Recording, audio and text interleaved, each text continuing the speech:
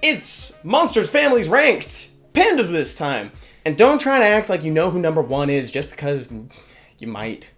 Okay, let's talk about each of them before we get into the rankings. Something important to know, they all share the very same first skill. And that one hits 3 times and tries to apply a defense break. That's actually, that's pretty nuts. I can think of a couple second or third skills that try to do something very similar. I mean, heck, just look at Ashir or Vigor's third skill, or even the Battle Angels. The Fire Battle Angels third skill is remarkably similar. Obviously, each one of those aforementioned is going to have something stapled on top of it to justify the cooldown. All I'm trying to say is that it is a very flashy, valuable, and what's another word for I like glamorous. Yeah, glamorous. Very glamorous first skill. And that's why a couple of the Panda Warriors are going to try to use that first skill as their basis for their kit. Hello? What the heck? So they've got a crazy auto attack, and the Pandas know it, and that's why a couple of them base their whole kits around it. More on that later. Actually, more on that right now. Let's start with Feng Yan, the Wind Panda Warrior. Feng Yan's mostly known for his passive winds and clouds. What that's going to say is every time he gets hit, it's going to boost his attack bar by 20%. Also, it's going to make it so that all of his attacks also deal damage that's proportionate to his defense. And dealing additional damage is very hot right now in Summoner's War. What did I just do with my mouth? His second skill is Calm Mind, which is going to add further synergy to that first skill. It's a solo cleanse and it gives a heal buff to the whole team, but it also puts a counterattack buff on him. So now every time he gets hit, he's going to be boosting his attack bar by 20%, and he's going to deal damage that's proportionate to his defense. That's a lot. And because of all that, he's especially popular in Guild Wars and RTA against teams that are either heavy water or don't feature a defense break or ignore defense, because he really likes defense and he doesn't like it when it's ignored. Next up, let's look at Zhang Fei, the Fire Panda Warrior. He also has Calm Mind on his second skill, but with a very important difference. Whereas Feng Yan's offers a solo cleanse, Zhang Fei's cleanses the entire team.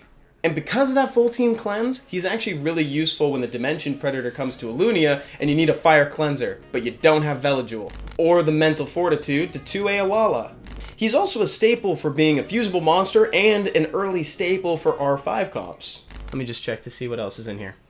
Oh, I didn't even talk about his third skill yet. It's going to hit 4 times and attempt to land one of the following random debuffs.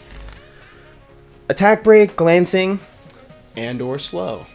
God, I'm so good at reading the script. Rounding out the elemental pandas, it's Molong. Oh, Molong. There was a point where Molong would have absolutely dominated this list, and that point was 2018. Back in SWC's second iteration, he was at the top of the food chain, but he got a very well-deserved nerf to his second skill in December of 2018. It turned Dragon's Dance into something a little bit more palatable.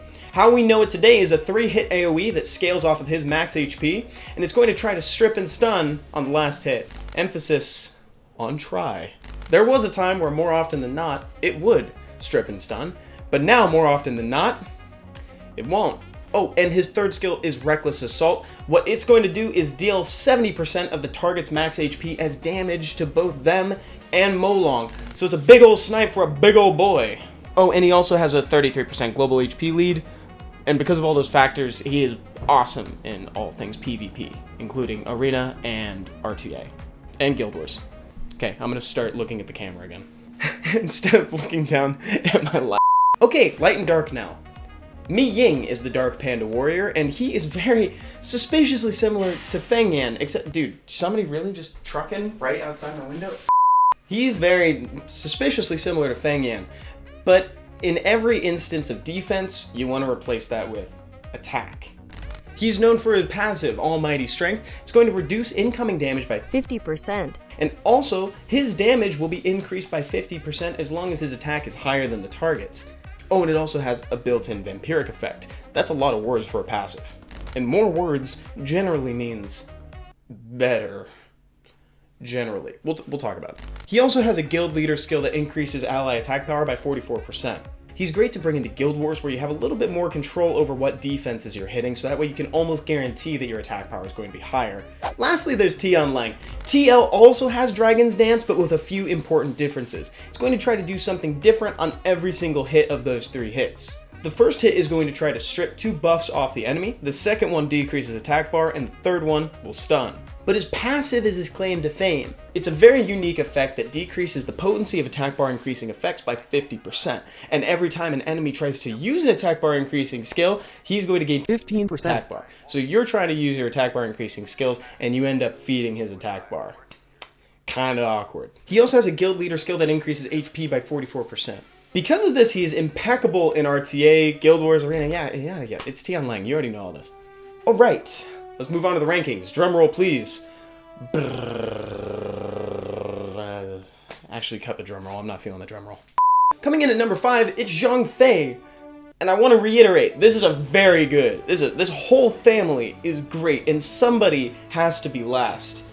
And I think it's going to be Zhang Fei. Because frankly, it would just feel wrong to put him above anybody else. It's not that he's bad, it's just that everybody else, well, I'm not going to finish that sentence. He's great where and when he's used. He has a tendency to get a little bit phased out, even though he offers a lot of contribution in rifts, raids, and the rest. Instead of doing a 3 and 4, I think I'm just going to put Ying and Feng Yan at that number 3 slot. And I don't mean to sit on the fence too much here, but I really do think it's more of a toss-up than it seems at first.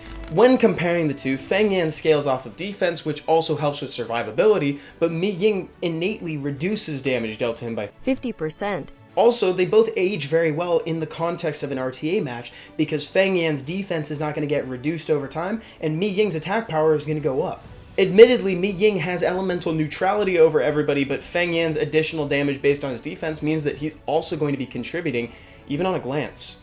So for now, for the purposes of this list, I'm going to slot them both at 3, and I guess by extension that means Zhang Fei can move up to 4, but I do think that there's room for discussion here in the comments if you guys want to voice your opinion and say who you think deserves 3 or 4, or heck, if you want to put one of them at number 1, although I don't necessarily think you're going to want to do that, then you can also tell me that. Number 2 then is saved for Mo Long. Even today, you could make an argument for him to be number 1. And with Wusa and Bulwark never far behind, that means Mo Long still has a place in the meta, nearly 4 full years after his nerf. And number 1, Tian Lang. There's no need to Dragon's Dance around it.